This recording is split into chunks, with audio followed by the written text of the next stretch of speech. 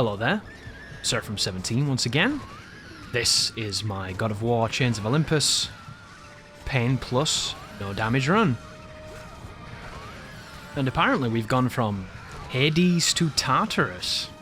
Well, that's what the wiki says. A place called Oceanum, where we just were, which I didn't know, which sounds cool. And we're tearing to bits these harpy chicks. Harplings, young harpies, I don't know what they are. But Tartarus has got some of the more difficult fights in Chains of Olympus. I love watching that archer there just not give a single fuck about me killing his friend. It's really funny, isn't it? Just some people have actually layered criticism at God of War because the enemies stand around while you murder them when you're grabbing someone. Like, can you imagine that legitimately being a criticism? That's just completely fucking brain dead to me, that. And I always wonder, like, what does that player want? You know, the person leveling that criticism? Do they want you to get your ass beat while you're doing something? Like, who wants to play that game where you don't do anything and you don't do any of the cool things because the moment you do, you lose for it? Like, it doesn't work. It seems like it's some kind of, you know, suspension of disbelief, but they don't get that, so instead they look at it from this crazy, you know the people that use the conceit of realism as an argument? Oh, it's not realistic. Like, come on. None of it's realistic, dude. It's like watching Rocky and expecting them to clinch. Like, come on, dude. Clinching's not what people want to watch. They want to see two people throwing ridiculously unskillful and zero technique punches. The kind of punch that would get you murdered in real boxing, but in the movies, people block with their face and no one has their hands up, you know? It's really funny. That's interesting right there. Did you see that? For some reason, when you do the heavy attack on this particular plane, Kratos just smashes it right on him instead of across from the side of him. So you'll notice I'm using this. This is the kind of, I'm using my purse to show you that I'm not interested in you kind of smack, isn't it? It's the drunken girl hitting you with her purse attack. And it's incredibly effective because these guys are so stunned at what's happening that they just fall off the wall, which is handy. And now we have everybody's favourite dive bomb technique, which is nowhere near as dangerous as it is in the mainline series. And instead we can hit confirm into grab kills and get rid of all the harpies. But the problem here is there's going to be some gorgons with them. And she is a problem as much as these enemies aren't. And we're going to do the same thing. Square triangle into hold triangle into either jumping air grab or Orion's harpoon. You can even launch them into a juggle and do a full Spirit of Hercules on them. And it will launch them again so you can do another one. And then from there you can optimize into grabs and into Orion and into different things. And you can really have some fun with them. And the only thing that's going to catch you out is some of the detection and some of the timing. Like, after you do a roll, you can do a full combo usually on her like that, and now she's dead. And you just tear her head off. And I do enjoy this game not making you twiddle the analog to kill the Gorgons. Because if there's ever a QTE you're going to fail, it's going to be the one that involves twiddling analogs. But this is a Minotaur with some archers. And it's another reminder that if this was in God of War 1, this Minotaur was about to have a really bad day. But what you can do here is you can use plumes on the Minotaur, and then you can grab the archer to pacify his activity. So attack him, and then pacify him with a grab, attack him, pacify him with a grab, and get a bunch of free damage here, which is really nice. And the only issue you'll have is the camera. You can't quite see what's going on. But these archers literally turn into you. It's like Uno, where you get to take your turn again by reversing the direction and the player next to you doesn't get to play, you know? So you just do the like reverse direction and put more shit down. Oh, that's how we played Uno anyway. Maybe that's not in the rules. And that there, I need to talk about his running animation. His rolling, I say rolling, it's just a head charge, isn't it? Like a bull. That move has really good tracking. It's one of the best tracking moves in the whole game. And there's a move that this guy does that involves spinning his sword and then slamming it. The spin on that slam is fake news. And if it actually has a hitbox, I've never been hit by it. But this is one of the strategies to fight him, guys. You do any plume, you wait, and then you roll away. You can even do this from up close. And yet, as I said earlier, you can double jump this thrusting move as well. If you time it just right, you will high profile it with a jump, and then you can come down with some triangle hits. The problem with the double jump is that it requires a lot more timing than the roll. So if you do it even remotely wrong, you're going to land in an active hitbox and you're going to fail the run. But this guy is all about patience. And additionally, if you do not get comfortable with fighting this monster, what are you going to do later on when you have to fight two of them in the same room? And that room is even worse than that, because not only do you have to fight two of them, but then you have to fight a bunch of satyrs, and then you have to fight a third one. So you really need to get comfortable with this creature. And I personally think that this is the worst fucking Minotaur in the series. I don't understand why anybody wants the Minotaur to imitate one of the worst enemies in the series as well. You know, I love Cyclopses, but does anybody enjoy fighting Sand Kings? Does anybody really want to fight Sand King unless you're messing around with the Blade of Artemis or doing some kind of fun tech that you figured out? Like, they're not fun. They take incredible damage. They're really boring. All you do is like crowd control the shit out of them, and the whole thing is just kind of lame. This animation's amazing. I love that move. What a cool animation. And then that's the end of that, dude. But one thing you'll notice, guys, is sometimes you think the fight's over, and then something else happens, and then there you go. See that? There's two of them in this room. I actually thought the fight was over then. I was wondering why the game didn't transition away. I thought I'd maybe done a bad edit, but no, there's another one to kill. And this is where I think Chains of Olympus kind of shows its ugly head. And I don't think this is too bad compared to some of the stuff I've done now. But I definitely don't think this is where God of War is at its strongest. Like, I like it when God of War puts a bunch of different enemies together and they play off each other in a very tricky way. Like, I spent about 3 hours trying to no damage that fight in God of War 1. Where you have to take on a bunch of the gold armored enemies, and then once you kill those guys, the centaur turns up with the Minotaurs, and then after a little while some archers turn up. And that fight might not seem like the most difficult thing, but it's hard. Like, it's really hard to not get hit. Clearing it's easy. You know, I'm not going to say it's easy, sorry. Clearing it is not a problem, I should say. You might struggle a little bit, but it's not bad to clear. But to do it without being hit by like a projectile from the centaur, or getting that ground shockwave when you can't quite see him, or just getting hit by minotaurs that are very aggressive. You know, like, even the archers shooting another enemy and you getting caught in the crossfire is something that happened a ton. And then when you retry, you have to kill like 20 of those legionnaires again, and they've got tons of HP. Like, the whole thing's a pain in the ass. But that fight's fun, because I know I'm losing because I can't deal with the situation. Whereas a fight against two Minotaurs, you're losing because you're so fucking bored, you know? And I know some people use boredom as an excuse for not doing something difficult. Darkside Phil does that all the time, you know? He's like, oh, it's not hard, dude, I'm bored. But there's a difference, you know? If you're hitting an enemy for 5 solid minutes, that's boring. But it can also be really difficult. And speaking of really difficult, this fight's really hard. So the idea here is I'm going to try and bait one of the Death Knights over towards this wall, and then I'm going to iframe his swings, and I'm going to Plume of Prometheus him. And this is all I'm going to do now until he dies. This took a long time to get this. As I mentioned, I was here for a good hour, getting really mad at this fight. But this manipulation of the AI, I don't know if I've seen this before, but I think I have.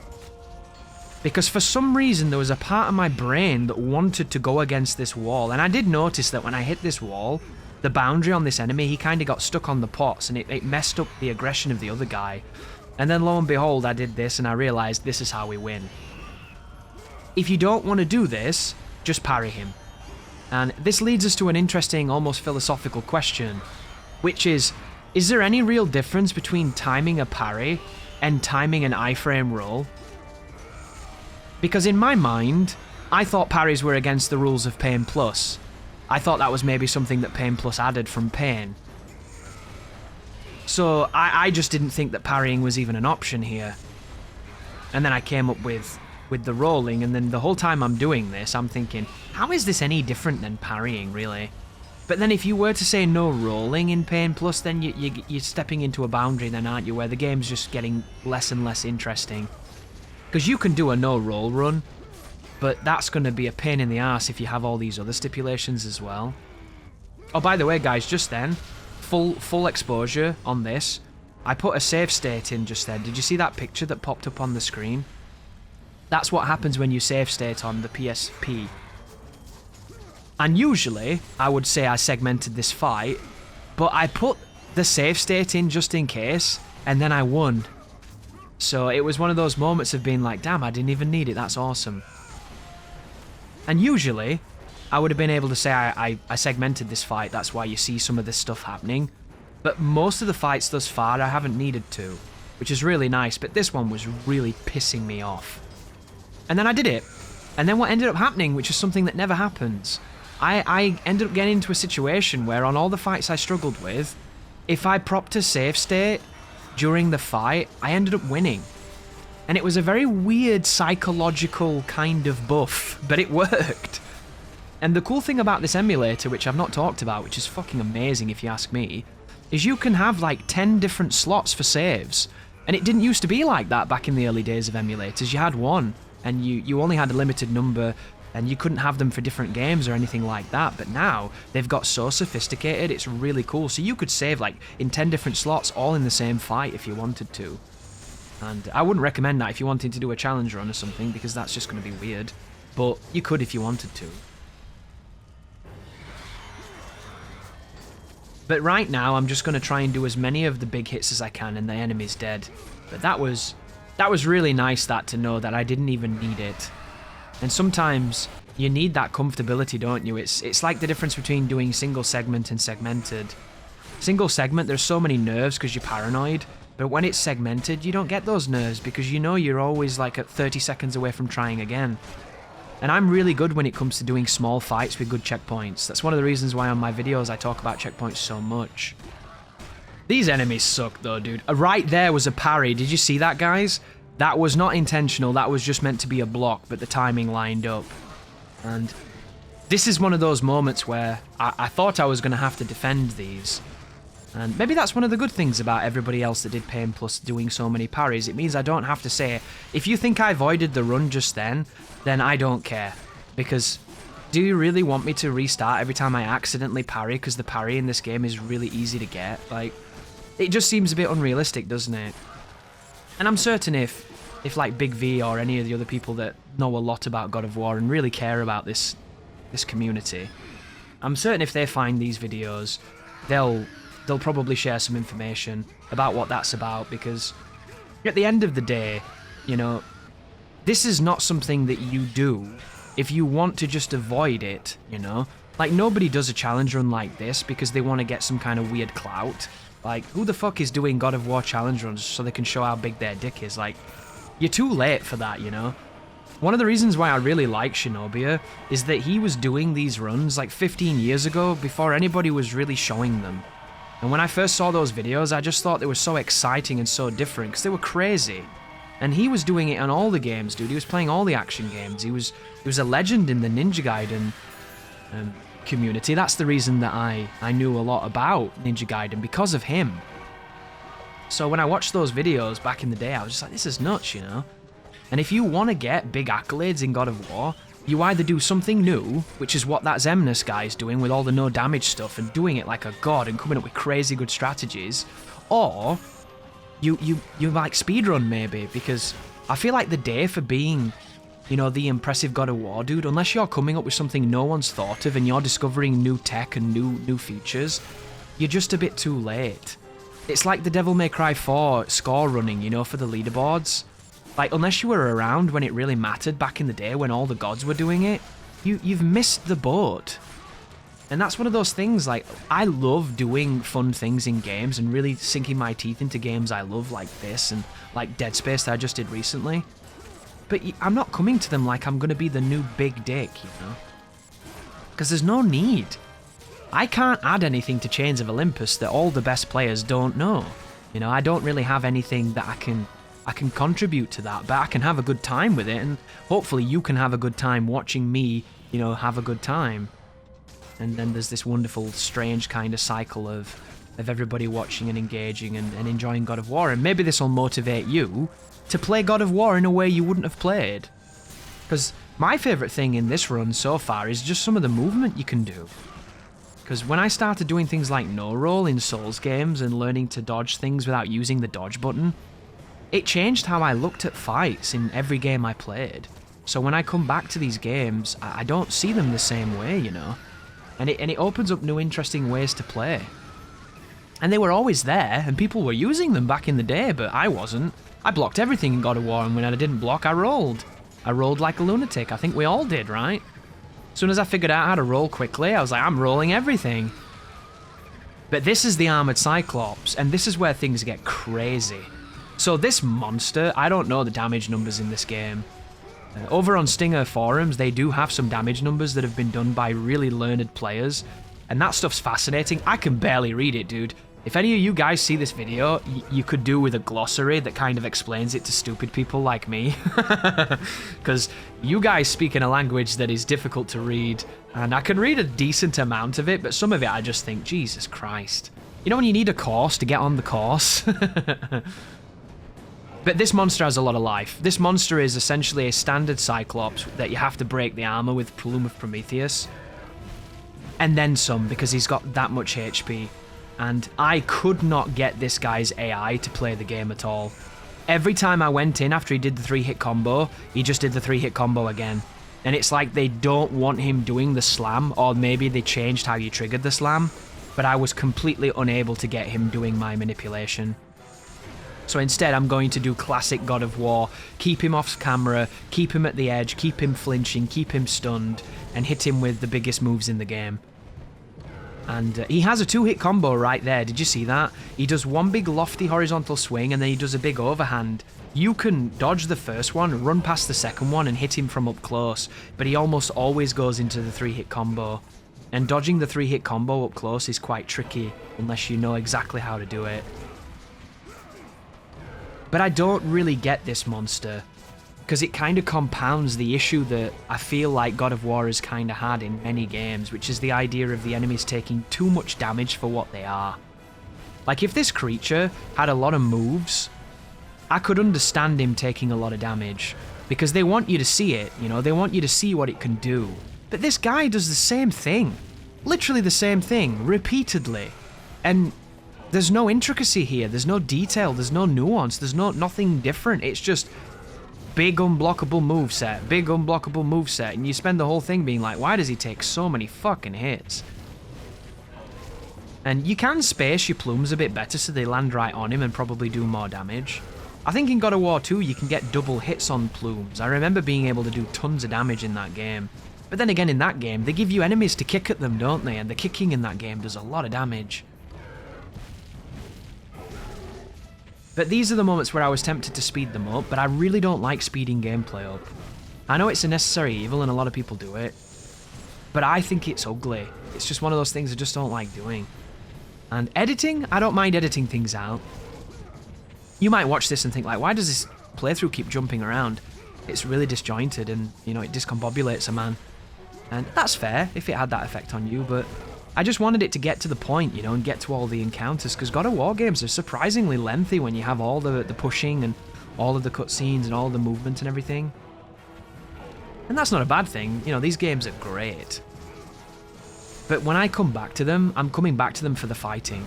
I'm not coming back to them to do puzzles, I'm not coming back to do platforming.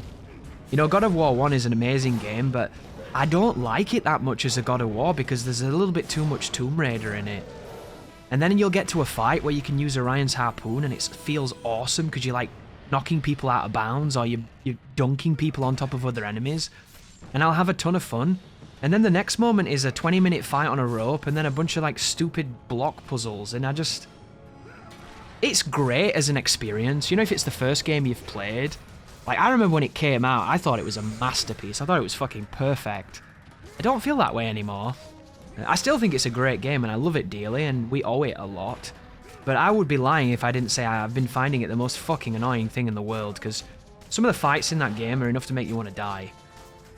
And on the topic of shitty fights, this one's really bad. So again guys, I couldn't figure out how to do this in Pain Plus restrictions because once you kill this Minotaur by manipulating the camera so the archers don't shoot you, you have to kill the archers and I couldn't get to them. And I ran all over the place trying to get to them, and maybe there's a way, maybe somebody has a video. As I said, when I was recording this, I tried to avoid YouTube because I didn't want to steal people's strategies.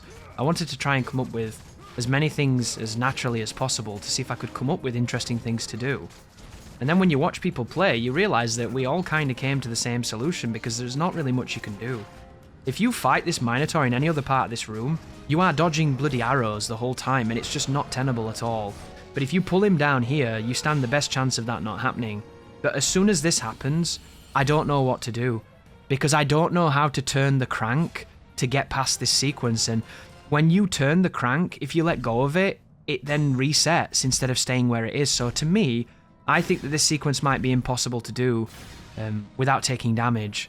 And because I want to take damage, I'm going to do this. And I apologize to anybody who's like a super stickler for rules and like, this is it. This was great thus far, but you've just fucked it up now. I can't watch this. It's disgusting. But how do you turn this while you're being fired at when it turns back, when you let go? Like, you can't.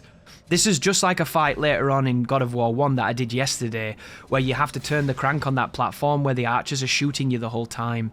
And I went into that sequence with the impression of not doing it no damage because I just didn't care. And I got it on one attempt, and I only got shot once, and I reckon if I could get that RNG again, I could do that no damage. But I don't care, you know, because I think that fucking sequence is terrible. I think that whole part is awful.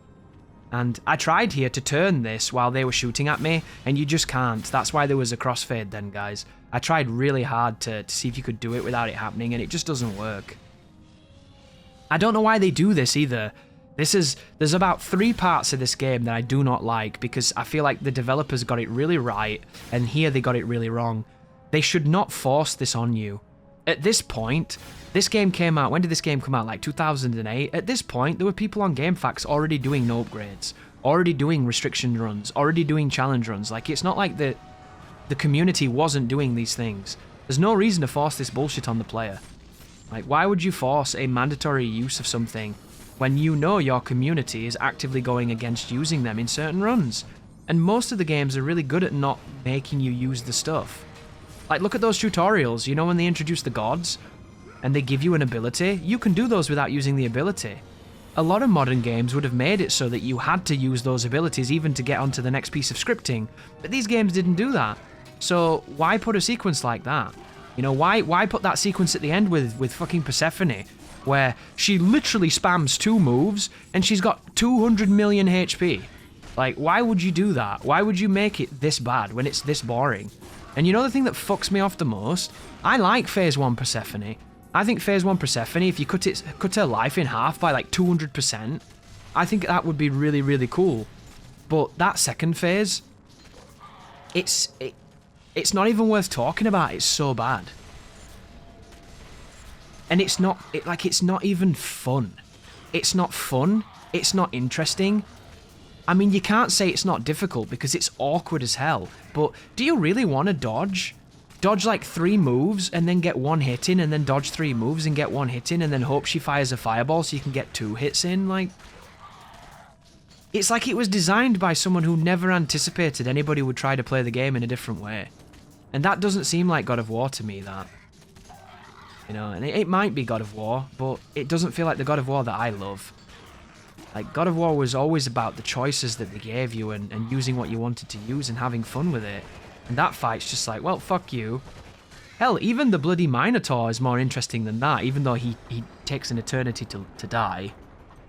And then you have this. This reminds me of a sequence in God of War 2, where you're on those hanging platforms and those birds can dive bomb them. And I remember that being really difficult on Titan. But this is one of the only parts of this game where you can actually knock enemies off the platform and kill them. This is a misstep, I think, in Chains of Olympus, personally. Because going back to God of War after this, the amount of time I use the environment to kill the enemies is off the charts. Like, it's really fun, too. Because you'll go into a room, you'll be like, okay, there's a lot of bad guys in here. How do I make this quicker? How do I make this better? And then you find, like, water to dunk them in, or you find a cliff to dunk them off, and it's awesome. It feels great. And I haven't played God of War 2 since like 2008 or something. And I'm really looking forward to rediscovering some of those fights where they let you do that. Because I don't even know back in the day if I was thinking about knocking enemies off or knocking them out. Oh, there was one of those physics problems. Did you see that? So that fight was kind of a freebie because of the physics issues. That happens sometimes on emulators. I don't know what the original frame rate of this game is, but I think it originally ran at 30, potentially. And this is running at 60, if you're wondering. And sometimes, guys, when you speed games up like that, it affects game speed and it can affect weird stuff. So I'll repeat again for the people that weren't here earlier. If you know this game really well and you see any kind of like oddness, it would be awesome if you could point it out, because like look at that. That's not right? That's not supposed to happen, what just happened to that man. Like that to me looks like emulator shit right there. And I can't imagine playing this game on PSP though. Can you imagine how crampy your hands would get? Dude, I've not held a handheld since the Game Boy, what was it? The Game Boy DS? That guy was a banger of a console, right?